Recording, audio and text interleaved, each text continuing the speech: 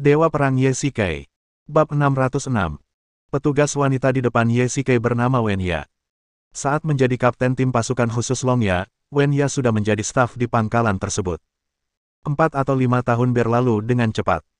Meski namanya terdengar tenang, dia sebenarnya adalah pemain nomor 1 di tim wanita Sanda. Dalam kata-kata prajurit pria, artinya setenang perawan dan secepat kelinci.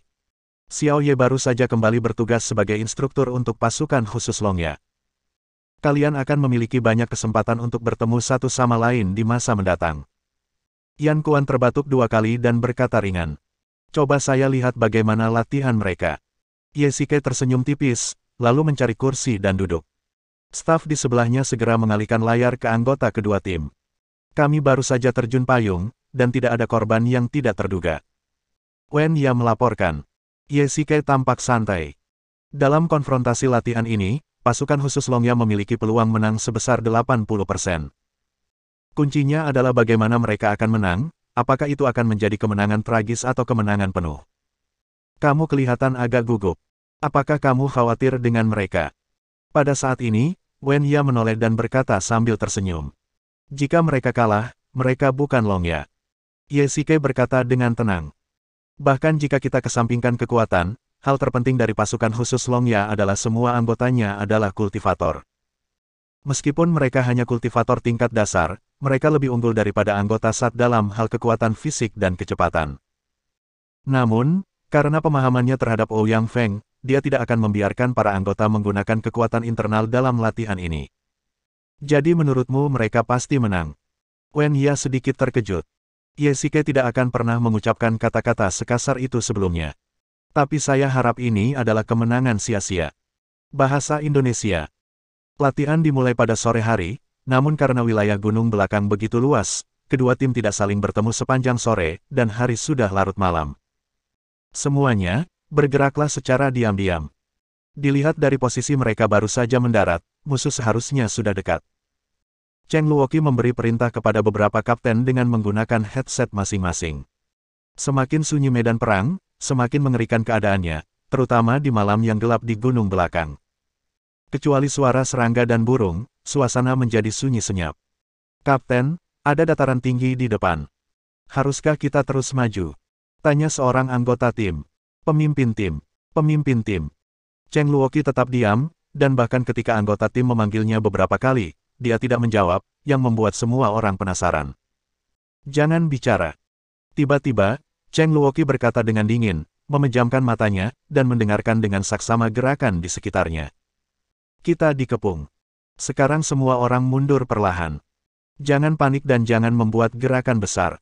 Cheng Luoqi tiba-tiba membuka matanya dan mengatakan sesuatu yang mengejutkan. Semua anggota tim terkejut. Keadaan di sekeliling mereka gelap gulita. Bahkan dengan kacamata penglihatan malam, mereka tidak dapat melihat di mana ada orang. Ya, Kapten. Semuanya, mundurlah perlahan, dan ketiga tim akan bergantian memberikan perlindungan. Cheng Luoqi melihat sekelilingnya dengan waspada dan perlahan mengangkat senapan di tangannya. Baru saja dia mendengar suara napas samar-samar di lereng bukit di depan. Ledakan. Tiba-tiba suara tembakan memecah keheningan dan tampaklah kilatan api di lereng bukit. Api, api. Pertempuran antara kedua belah pihak akan segera pecah, dan pasukan khusus Long Ya benar-benar sedang menyergap di lereng bukit. Daya tembak membunuh. Ouyang Feng memegang pistolnya dan setelah beberapa kali melepaskan tembakan, dia mengetahui formasi musuh yang berbentuk Y. Jelaslah bahwa mereka telah siap dan mundurnya mereka tertib. Jika Cheng Luoqi tidak dengan cermat menyadari penyergapan tadi, mereka mungkin sudah menderita banyak korban sekarang. Sepertinya aku masih meremehkanmu. Ouyang Feng bergumam, tapi kau tidak bisa melarikan diri, mengepung mereka. Kapten, daya tembaknya terlalu kuat. Semua tim telah menderita korban. Pada saat yang sama, pihak SAT kurang beruntung dalam hal medan pegunungan dan pada dasarnya tidak memiliki perlindungan yang baik. Mereka hanya bisa mengandalkan penanggulangan kebakaran, namun hasilnya tidak baik. Lagi pula, kedua belah pihak dilengkapi dengan senjata ringan dan tidak memiliki dukungan tembakan udara. Kapten, mereka mengepung kita dari kedua sisi. Pada saat ini, kata pemimpin tim lainnya. Setelah mendengar ini, wajah Cheng Luoqi menjadi serius. Mereka tidak bisa membuang-buang waktu di sini, apapun yang terjadi. Mundur dengan tertib dan bubar. Cheng Luoqi memberi perintah tepat waktu. Selama pertempuran antara kedua belah pihak, yang bisa dia dengar hanyalah suara tembakan, dan dia hanya bisa berteriak sekeras-kerasnya. Serang ke depan dan tangkap Cheng Luoqi hidup-hidup. Melihat ini, Ouyang Feng berteriak keras. Lebih dari selusin anggota tim segera berlari ke depan, melepaskan tembakan sambil menyerang. Kecepatan mereka begitu tinggi sehingga mereka dapat terlibat pertarungan jarak dekat dengan anggota tim SAT dalam sekejap mata. Kamu sudah terbunuh. Seorang anggota tim di sebelah Ouyang Feng menjatuhkan seorang anggota SAT ke tanah hanya dengan 3 gerakan, dengan belati di lehernya. Kapten, Cheng Luoqi memimpin tim untuk mundur. Mereka tidak bisa lari jauh, ayo kita kejar mereka. Ouyang Feng segera memberi perintah, mengganti magasin baru, dan semua orang mengejar ke arah mundurnya SAT. Jenderal, Instruktur Ye, statistik pertempuran tadi telah disusun.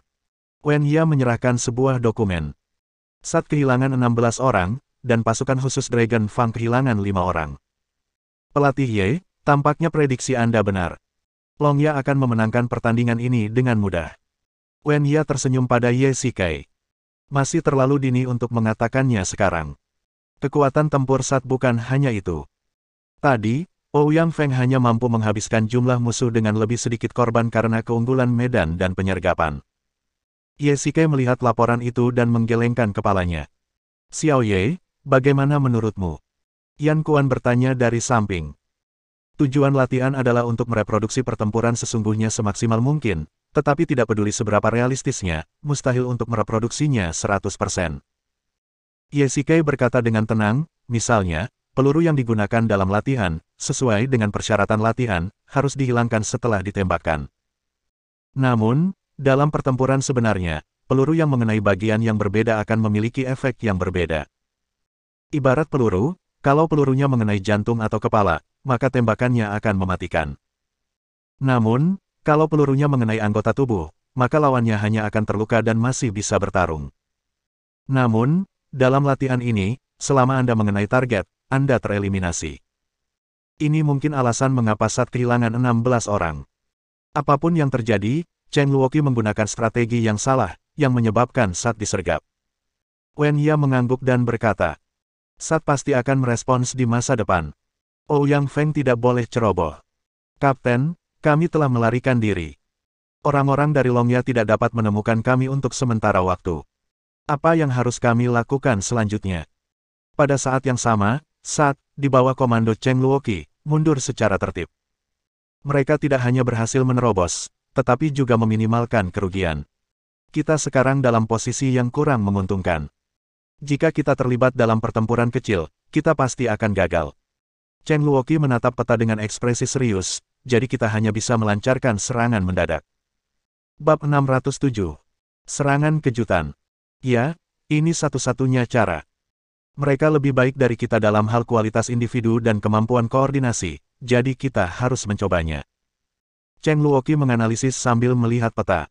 Tetapi sekarang mereka sudah ada di belakang kita, bagaimana kita bisa menyiasatinya? Kata seorang pemimpin tim. Pasukan khusus gigi naga pandai melacak gunung. Hanya mengintai saja mungkin tidak cukup. Kata anggota lainnya. Tidak ada pilihan lain. Kita hanya bisa mencobanya. Cheng Luoqi melihat garis ketinggian di peta dan sebuah rencana yang berani muncul di benaknya. Saya punya rencana, tapi saya butuh bantuanmu. Cheng Luoqi mengumpulkan semua orang dan berdiskusi dengan suara pelan seputar peta. Bahasa Indonesia. Pada saat yang sama, Ye Shikai di ruang komando juga menatap peta dengan saksama, seolah-olah dia juga anggota tim tempur, dengan sangat serius. Peta pertempuran jenis ini umumnya berupa grafik kurva ketinggian geografis, dan kurva-kurva di atasnya merupakan garis kontur. Seorang pengintai yang terampil dapat menyimpulkan fitur geografis seluruh medan perang melalui kurva ini. Wen Ya, berikan aku peta satelit gunung belakang. Saat ini, Ye Shikai berkata dengan cemas. Baiklah, tunggu sebentar. Wen Ya mengeluarkan peta dari folder dan menyerahkannya kepada Ye Shikai. Tidak ada garis kontur pada peta satelit, hanya hutan, bangunan, danau dan sejenisnya. Ada beberapa pabrik terbengkalai di gunung belakang yang digunakan sebagai salah satu tempat latihan konfrontasi, tetapi sebagian besar masih hijau, tentu saja itu adalah hutan. Haha, Cheng Luoqi ini benar-benar menarik. Ye Shikai tiba-tiba tertawa terbahak-bahak. Semua orang di ruang komando terkejut dan menatapnya. "Onya, bagaimana cuaca besok? Jam berapa fajar akan menyingsing?" "Hari ini cerah. Matahari terbit sekitar pukul 6:03 pagi." Wen Ya menjawab sambil melihat data di komputer. "Benar sekali, seharusnya aku tahu apa yang dipikirkan Cheng Luoqi." Ye Shike menyimpan kedua peta itu dan berkata dengan ringan. "Benarkah, Xiao Ye, apakah kamu tahu apa yang sedang dipikirkan gadis kecil Cheng?" Yan Kuan juga sedikit penasaran, ide macam apa yang bisa membuat Ye Shike begitu bersemangat. "Saya rasa begitu, tetapi saya tidak yakin 100%. Namun, paling tidak, waktu dan tempatnya sudah tepat. Itu semua tergantung pada orangnya." Ye Shike menyimpan rahasia dan bertindak misterius. "Kapten, saat menghilang di sini. Pasukan khusus Longya mengejar mereka sepanjang jalan, namun sayangnya mereka masih selangkah terlalu lambat dan membiarkan Sat lolos. Jika tidak, konfrontasi latihan ini akan segera berakhir. Cheng Luoqi memang cukup cakap, layak menjadi kapten." Ouyang Feng berseru sambil memegang pistol. "Kapten, kudengar ada medali yang diberikan untuk menyelesaikan tugas penting di Gangcheng. Jika kita mengepung dan memusnahkan semua Sat kesayangan Gangcheng, apakah atasan kita juga akan memberi kita medali?" Seorang anggota tim bercanda. "Jangan melamun. Ini hanya latihan. Bagaimana kau bisa mendapatkan medali? Lagi pula, apakah kau sudah mengepung dan memusnahkan mereka?" Ouyang Feng berkata dengan tenang, "Cepat dan selesaikan misinya." "Ya, Kapten." "Kapten, kami menemukan jejak kaki yang ditinggalkan Sat di depan. Sepertinya ada sekitar 20 orang. Pada saat ini, seorang pengintai berlari cepat dan melapor kepada Ouyang Feng. Mereka ada di depan, kejar mereka." 10 menit kemudian. "Kapten, agak aneh di sini." Anggota tim pasukan khusus tiba di semak-semak yang dikelilingi oleh pohon-pohon setinggi setengah manusia dan beberapa pohon digunakan sebagai perlindungan. Ada juga sebuah danau di dekatnya. Ouyang Feng merasa sedikit aneh. Jika mereka ingin melarikan diri, mengapa mereka memilih datang ke tempat yang dataran rendah seperti itu? Apakah mereka tidak khawatir dikepung? "Hati-hati, mereka mungkin sedang menyergap di sini." Ouyang Feng berkata dengan lembut. Satu-satunya hal yang membuatnya merasa berbahaya adalah semak-semak di sini. Mereka tidak hanya padat tetapi juga relatif tinggi. Bahkan dengan kacamata penglihatan malam, dia tidak dapat melihat siapapun meskipun dia berlutut dan menembak. Semua orang bubar dan tembakan peluru pelacak. Setengah jam kemudian, Ouyang Feng akhirnya tidak bisa menunggu lebih lama lagi. Itu adalah pemandangan yang sangat memalukan. Dia bahkan bisa mendengar napas pihak lain, tetapi karena semak-semak, dia tidak bisa melihat di mana pihak lain itu berada. Tentu saja dia tidak berani terburu-buru. Satu-satunya cara adalah bertarung dengan cepat dan tegas. "Ya, Kapten." Setelah mendengar perintah tersebut, seorang anggota tim mengeluarkan pistol sinyal dan menembakkan peluru pelacak ke langit. Swoosh! Peluru pelacak mengeluarkan suara panjang dan tajam di udara. Tembak-menembak. Saat lampu menyala, para pemain di kedua sisi tiba-tiba melihat satu sama lain dengan jelas. Jarak antara mereka hanya 30 atau 40 meter, yang pada dasarnya saling berhadapan. Dentuman, dentum, dentum. Terdengar suara tembakan dan kedua belah pihak langsung terlibat dalam baku tembak. Kobaran api yang keluar dari moncong senjata menjadi indikator terbaik. Berdasarkan peraturan pelatihan, hanya senapan runduk yang boleh dilengkapi peredam dalam latihan ini. Itulah sebabnya mengapa baku tembak itu begitu sengit. Jika Anda tidak segera membunuh musuh, Anda sendirilah yang akan dibunuh. Pasukan khusus Longya memiliki jumlah anggota yang besar. Secara bertahap, anggota Sat diserang satu persatu dan hanya tersisa belasan orang. Mundur, mundur. Pada saat ini, anggota Sat menggunakan pepohonan dan semak-semak untuk memberikan perlindungan api bergantian dan mundur menuju pabrik terbengkalai di belakang mereka. Kejar mereka, jangan biarkan mereka lari. Ouyang Feng mengangkat senjatanya dan menyerang sambil menembak.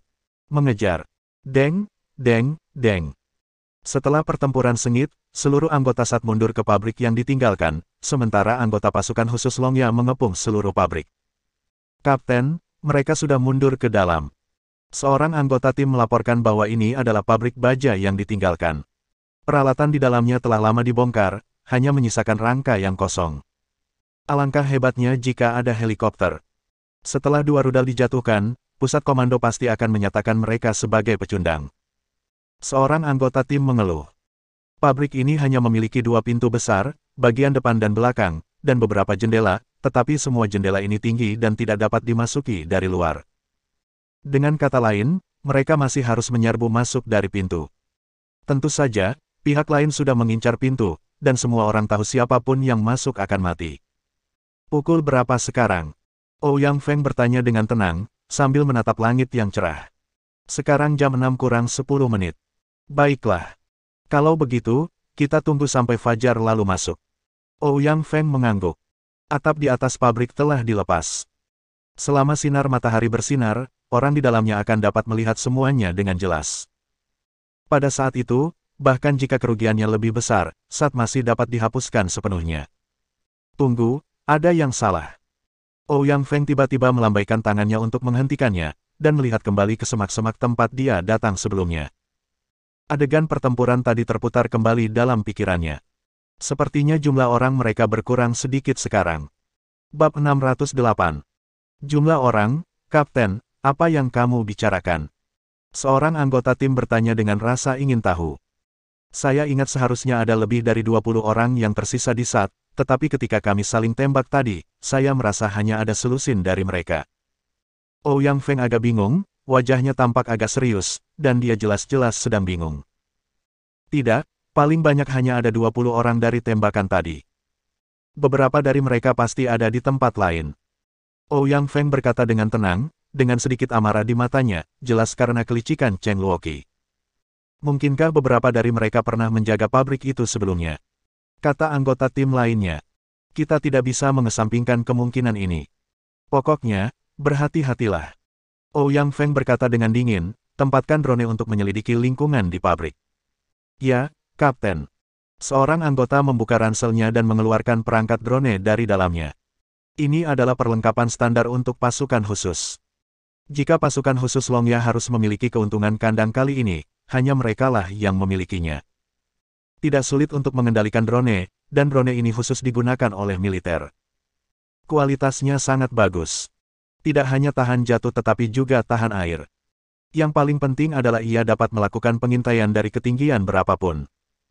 Seorang anggota tim dengan terampil mengendalikan penerbangan drone dengan mudah. Apa yang dipasang di bawah drone ini? Ouyang Feng bertanya sambil menunjuk ke arah drone. Itu adalah sistem persenjataan. Sistem itu dapat menampung selongsong peluru senapan mesin. Operator itu menunjuk ke moncong senjata di bawah dan berkata, untuk latihan konfrontasi ini, saya sudah mengganti peluru tajam dengan peluru cat untuk latihan ini. Kamu sudah melakukan pekerjaan dengan baik, semuanya akan mudah dengan ini. Ouyang Feng melihat arlojinya dan berkata, sebelum hari terang, segera gerakkan drone itu. Ya. Operator segera meletakkan drone tersebut di tanah datar, dan saat mesin menyala, drone tersebut dengan cepat terbang ke langit. Saya merasa seperti ada suara di sana. Ya. Kedengarannya seperti pengering rambut. Seorang anggota Sat menyalakan senter pada senapannya dan melihat ke atas. Sebuah pesawat tak berawak terbang masuk dari jendela dan terbang di atas kepala. Drone, tembak. Seorang anggota tim berteriak dan tanpa sadar mengarahkan senapan di tangannya ke arah drone tersebut. Suara mendesing. Drone tersebut bergerak sangat lincah, dan untuk beradaptasi dengan pertempuran malam hari, ia juga dilengkapi dengan sistem pencitraan termal. Tentara musuh tampak di layar bagaikan lampu terang di kegelapan. Dentuman, dentum, dentum. Rentetan peluru senapan mesin berhamburan ke bawah. Drone tersebut bahkan dilengkapi dengan sistem bidik pengenalan wajah, sehingga kalibrasi senapan mesin dapat dilakukan secara otomatis. Kekuatan tembakannya yang luar biasa membuat anggota Sat tidak bisa bersembunyi. Sembunyi, sembunyi, tembak jatuh drone itu. Kapten, hanya ada 12 orang di dalam. Anggota tim kontrol bertanggung jawab atas penembakan saat melakukan pengintaian. 12 orang. Tidak mungkin. Jumlah mereka pasti tidak hanya 12 orang. Wajah Ouyang Feng tampak muram. Sepanjang perjalanan ke sini, dia terus memperkirakan jumlah anggota Sat yang tersisa. Kedua belah pihak bertempur 2 kali, dan Sat memiliki sedikitnya 20 orang yang tersisa. Dengan kata lain, Sat telah menyembunyikan kelompoknya di tempat lain. Tetapi di mana 7 atau 8 orang itu? Ledakan. Tiba-tiba layarnya menjadi hitam. Apa yang sedang terjadi? Ouyang Feng bertanya. Drone itu terkena peluru dan menurut aturan latihan, Drone itu tidak dapat digunakan sekarang, kata operator. Brengsek. Ouyang Feng memandang orang-orang di sekitarnya. Masih ada 30 orang tersisa di pasukan khusus Longya. Mereka unggul dalam jumlah, dan dalam serangan pesawat tak berawak tadi, pihak lawan telah kehilangan 4 atau 5 orang. Sekarang tinggal kurang dari 10 orang yang tersisa di gudang. Tim 1, Tim 2, segera serang dan singkirkan musuh yang tersisa. Kita harus menyelesaikan ini sebelum fajar. Ouyang Feng segera memberi perintah. Ya. Tim pertama masuk dari pintu depan, dan tim kedua masuk dari pintu belakang. Kedua tim menyerang dari depan dan belakang. Drone tersebut telah menentukan secara kasar posisi musuh, jadi tidak sulit untuk membunuh orang yang tersisa. Dentuman, dentum. Suara tembakan yang dahsyat terdengar dari dalam pabrik, kemudian secara bertahap, suara tembakan itu menjadi semakin kecil dan tidak sekuat sebelumnya. Ouyang Feng memimpin tim 3 keluar, dengan cemas menunggu hasil tim 1 dan 2. Kapten, menurutmu di mana yang lainnya? Mungkin kita sepertinya melewatkan sesuatu di semak-semak tadi. Ouyang Feng sedikit kesal. Dalam pertarungan sengit di semak-semak tadi, dia hanya merasakan tembakan lawan makin melemah, tapi dia tidak menyadari kalau anggota SAT juga ikut bertarung dan mengintai di saat yang bersamaan. Kalau dia tidak melakukan kesalahan, orang-orang itu pasti ada di semak-semak. Ouyang Feng menatap semak-semak, dan matanya tiba-tiba tertuju pada lereng bukit di sampingnya. Itu ditutupi rumput lebat, dan ada danau di sampingnya. Melihat situasi semua orang saat ini, firasat buruk muncul di benaknya. Oh tidak, mereka ada di gunung itu. Ledakan. Tiba-tiba terdengar suara keras dari dalam pabrik, dan Ouyang Feng sangat terkejut hingga dia berdiri terpaku di tempat. Apa yang terjadi di dalam? Ouyang Feng bertanya dengan penuh semangat. Kapten, pihak lain memasang bahan peledak berkekuatan tinggi di sudut pabrik, dan mereka langsung meledakkannya. Semua orang di tim 1 dan tim 2 terbunuh. Suara kapten yang sangat frustrasi terdengar melalui earphone, dan kata-katanya penuh dengan kengganan. Brengsek. Ouyang Feng mengumpat dengan keras. Dia benar-benar jatuh ke dalam perangkap. Pabrik ini sendiri adalah jebakan. Kapten, matahari bersinar. Pada saat ini, seberkas sinar matahari bersinar ke bawah. Meski baru pagi, sinar matahari pertama dalam kegelapan selalu membuat orang merasa sedikit silau. Ouyang Feng tanpa sadar menghalangi sinar matahari dengan tangannya. Ledakan. Tiba-tiba, cat ungu muncul di dada seorang anggota tim di sebelah Ouyang Feng. Ada penembak jitu di sisi berlawanan, sembunyi. Ouyang Feng langsung berteriak. Jika tebakannya benar, selama perkelahian di semak-semak tadi, anggota SAT memanfaatkan kekacauan untuk bersembunyi, menyelinap ke danau, dan kemudian memutar arah dari belakang lereng bukit untuk menghindari pencarian pasukan khusus Longya. Baru saja mereka bersembunyi di lereng bukit terbalik, dan jebakan di pabrik itu dimaksudkan untuk menghabiskan sebagian pasukan khusus Longya. Kalau aku tidak salah, Cheng Luoqi kini sedang menembaki semua orang di lereng bukit. Kapten, tidak ada perlindungan di sini. Bom asap, cepat masuk ke pabrik. Ouyang Feng segera memberi perintah, mengeluarkan bom asap dari pinggangnya dan melemparkannya langsung di depan semua orang. Mundur. Ouyang Feng segera berdiri dan melepaskan serangkaian tembakan ke lereng bukit yang jauh. Memanfaatkan celah ini, anggota tim lainnya mundur. Bisakah kami melihat pihak lainnya? Ouyang Feng bersembunyi di balik bunker. Matahari di luar menghadap ke arah ini, dan sinar matahari membuat anggota pasukan khusus Longya kesulitan untuk membidik. Bab 609. Kapten, sinar matahari terlalu menyilaukan. Kita tidak bisa melihat apinya. Seorang anggota tim berteriak keras. Meskipun saat itu musim gugur, sinar matahari pagi masih sangat menyilaukan. Pintu masuk pabrik menghadap ke timur dan sinar matahari bersinar langsung ke pintu masuk. Ada lahan kosong di depan pabrik tanpa penutup. Jika Ouyang Feng tidak mundur tepat waktu, mereka mungkin akan disebutkan satu persatu oleh penembak jitu SAT. Sialan, kita terjebak. Ouyang Feng berkata sambil menggertakkan giginya. Semenjak dia memimpin pasukan khusus Longya, dia selalu menjadi orang yang memasang perangkap bagi orang lain. Dia tidak menyangka bahwa hari ini dia akan dikalahkan. Pabrik terbengkalai yang awalnya dijadikan SAT untuk melarikan diri kini telah menjadi sedotan penyelamat mereka. Kapten, kita sedang ditekan sekarang. Apa yang harus kita lakukan? Tanya seorang anggota tim. Hunter Falcon, sekarang giliranmu. Pada saat ini, Ouyang Feng menatap anggota tim di sebelahnya yang mengenakan pakaian gili. Dia adalah penembak jitu nomor 1 pasukan khusus Longya, dengan nama sandi, Hunter Falcon. Meskipun dia tidak banyak bicara, dia memang orang yang paling dapat diandalkan di medan perang. Ya, Kapten. Pakaian gili dan kamuflasenya membuat wajahnya tidak dapat dilihat, dan suaranya yang dalam terdengar lebih seperti napas kematian. Meskipun Sat adalah tentara kota Hong Kong, di tempat yang penuh dengan gedung-gedung tinggi, Sat lebih seperti pasukan polisi khusus kota elit, dan pelatihan mereka terutama adalah anti-terorisme. Pasukan khusus gigi naga berbeda, ini adalah pasukan yang telah bertempur di lingkungan apapun, baik itu gurun atau hutan, mereka adalah tanah air mereka, tentara, yang sebenarnya, dan ada perbedaan besar antara penembak jitu polisi dan penembak jitu tentara. Ambil contoh penembak jitu Sat. Karena latihan yang biasa mereka ikuti adalah latihan anti-terorisme, maka latihan penembak jitu lebih kepada latihan menembak presisi, yakni bagaimana cara membunuh perampok dalam waktu yang sesingkat-singkatnya. Namun, Hunter Falcon berbeda. Dia adalah penembak jitu ulung dari pasukan khusus Longya. Selain tembakan presisi, perlindungan api, pemenggalan kepala jarak jauh, dan gangguan tembakan semuanya diperlukan untuk pelatihan. Falcon memanjat tangga besi pabrik dan mengeluarkan senapan runduknya dari lubang tersembunyi. Pengamatnya baru saja terbunuh, jadi dia tidak hanya harus menyelesaikan misi penembakan, tetapi juga misi pengintaian pada saat yang bersamaan. Jam 1, di lereng bukit, 560 meter jauhnya, tidak ada angin. Falcon bergumam pada dirinya sendiri, menahan napas, dan perlahan menarik pelatuk di tangannya. Ledakan. Pelurunya mengenai sasaran. Karena peredam, posisi Falcon tidak mudah diketahui, tetapi pada saat yang sama, penembak jitu Sat di sisi berlawanan tidak mudah terlihat. Semuanya, ikuti aku lewat pintu belakang dan berputarlah di lereng bukit. Ouyang Feng melihat ke lereng bukit di samping pabrik dan segera memberi perintah.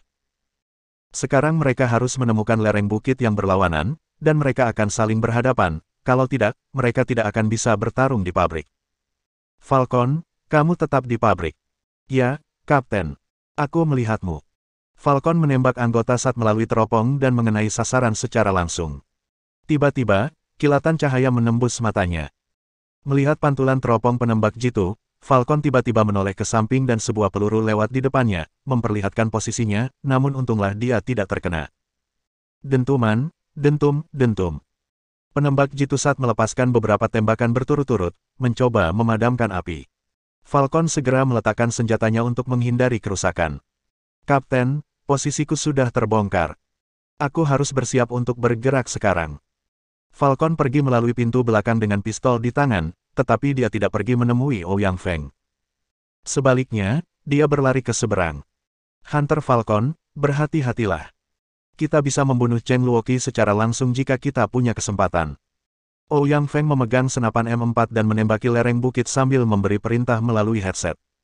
Tidak masalah. Falcon berkata ringan, dan menemukan kesempatan untuk berbaring di balik pohon.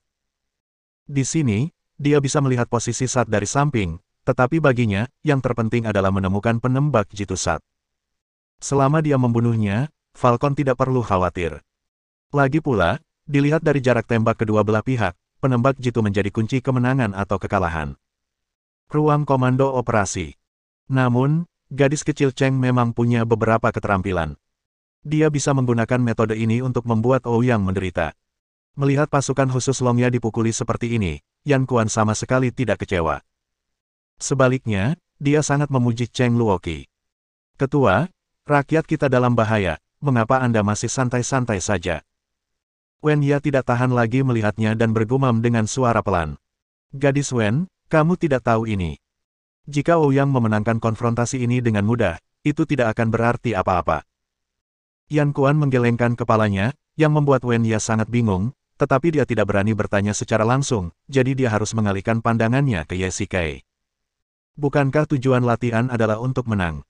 Wen Ya bertanya dengan rasa ingin tahu. Tujuan latihan ini adalah untuk meningkatkan efektivitas tempur.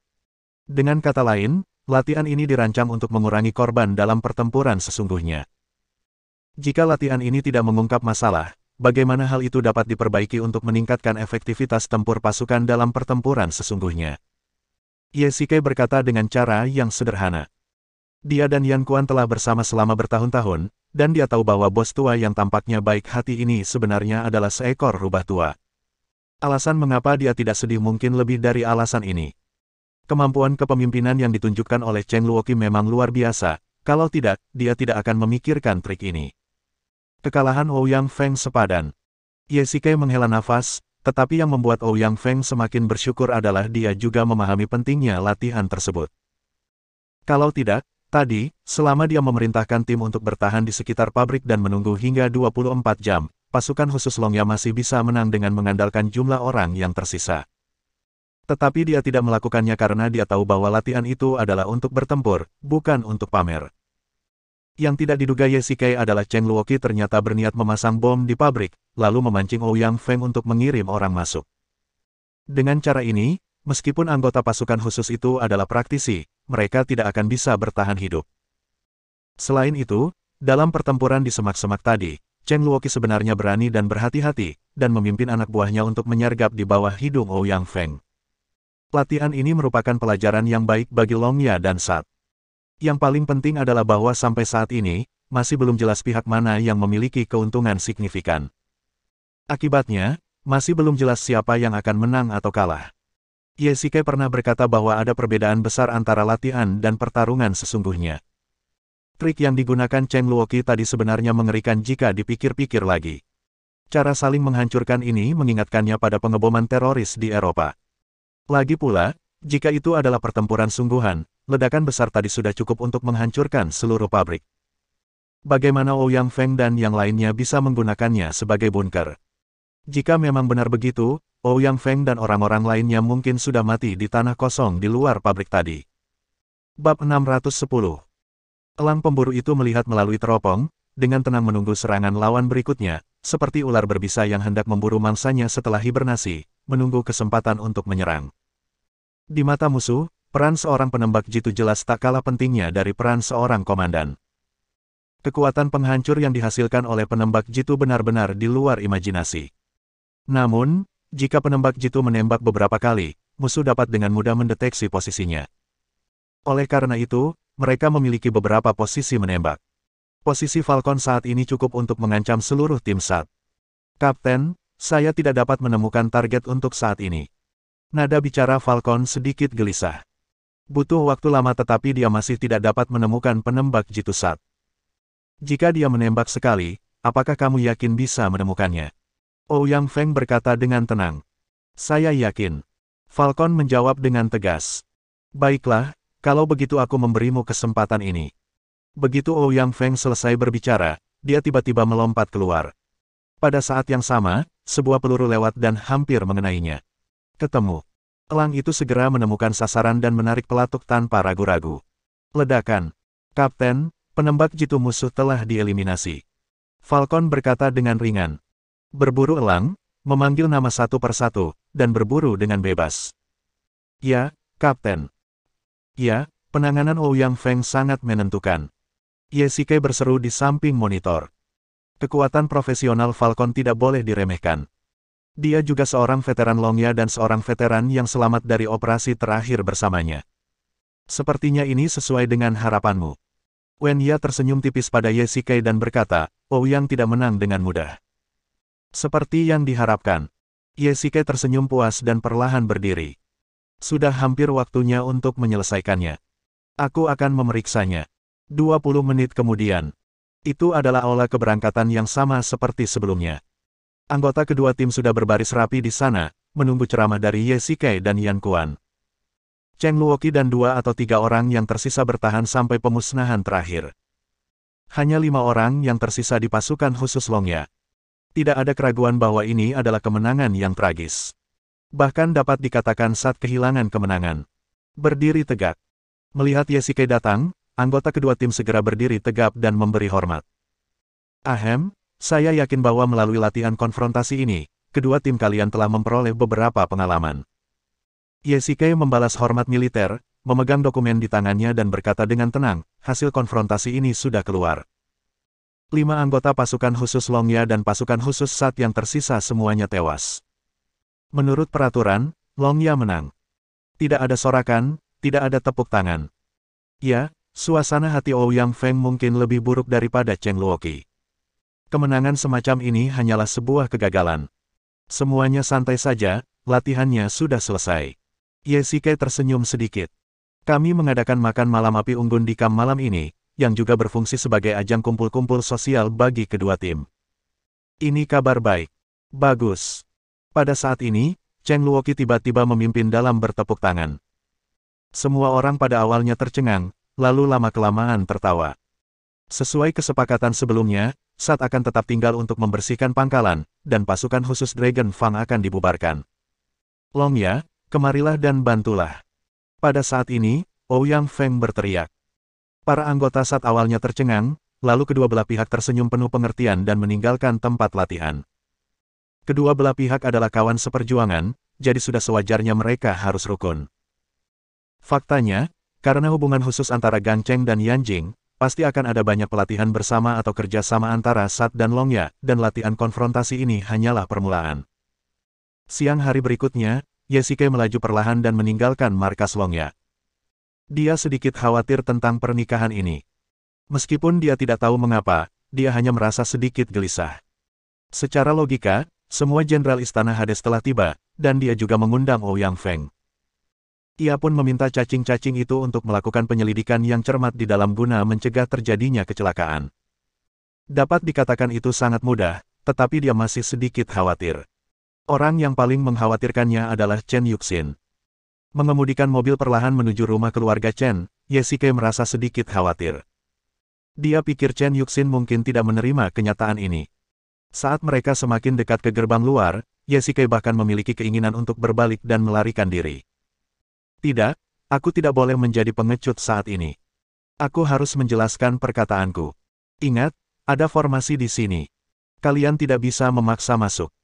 Ye Shikai bergidik ketika dia memikirkan kejadian tragis pelariannya yang tergesa-gesa terakhir kali. Seberapa kuat leluhur keluarga Chen?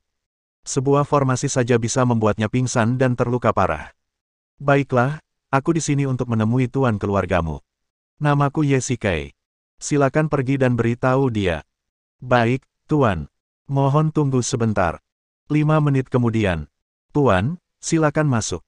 Ye Shikai perlahan mengendarai mobil ke posisi parkir, lalu meletakkan tangannya di pintu mobil dengan agak gelisah. Apakah sudah terlambat untuk pergi sekarang? Tuan Ye, bisakah Anda mendengar saya? Pada saat itu, tiba-tiba terdengar ketukan di jendela mobil. Ye Shikai berbalik dan melihat Chen Ruoya menatapnya sambil tersenyum. Oke. Ye Shikai berkata sambil membuka pintu mobil. Tuan Ye, Anda sudah lama tidak ke sini. Chen Ruoya berkata dengan bercanda. Terakhir kali saya datang ke sini, saya terluka parah dan koma. Ye Shikai menjawab dengan tidak senang. Tuan Ye, Anda bercanda. Kepala keluarga sedang berdandan di dalam. Mohon tunggu sebentar. Chen Ruoya memimpin Ye Shikai masuk. Luar biasa seperti biasanya, dan di bagian tengahnya terdapat Chen Yuxin yang bertemu dengan para tamu. Mengapa dia harus memakai riasan? Butuh waktu lama sekali. Ye Shikai melihat arlojinya. 20 menit telah berlalu. Dia sudah minum 3 cangkir teh di meja. Namun, tampaknya Su Qingyu juga butuh waktu lama untuk merias wajahnya sebelum keluar. Xiao Kai, maaf membuatmu menunggu. Pada saat ini, suara lembut terdengar dari pintu. Chen Yuxin mengenakan hanfu merah muda, dan dia tampak seperti telah melakukan perjalanan waktu dari drama TV. Ini tentu saja bukan cosplay. Faktanya, hanfu dan gaun panjang ini 70% mirip. Elemen-elemen kecil yang spesial dapat menarik perhatian pria dan memberi mereka perasaan ceria. Tidak apa-apa. Aku datang ke sini hari ini hanya untuk menemuimu. Ye Shikai berkata dengan ringan. Hening, sunyi, aku benar-benar tidak bisa membuka mulutku. Jika saya benar-benar mengatakan ini, bagaimana jika Chen Yuxin tidak dapat menerimanya? Hal lainnya, leluhur keluarga Chen pernah berkata bahwa Chen Yuxin terobsesi dengan kultivasi dan keadaan pikirannya tidak begitu stabil. Jika emosinya terlalu berfluktuasi, dia akan bereaksi secara tidak terduga dan bisa saja kehilangan akal saat itu juga. Namun jika saya tidak mengatakannya. Ahem, Xiao Xin, pernikahanku akan berlangsung beberapa hari lagi. Ye Shikai bergumam dengan suara yang lebih pelan dari suara nyamuk. Bersambung.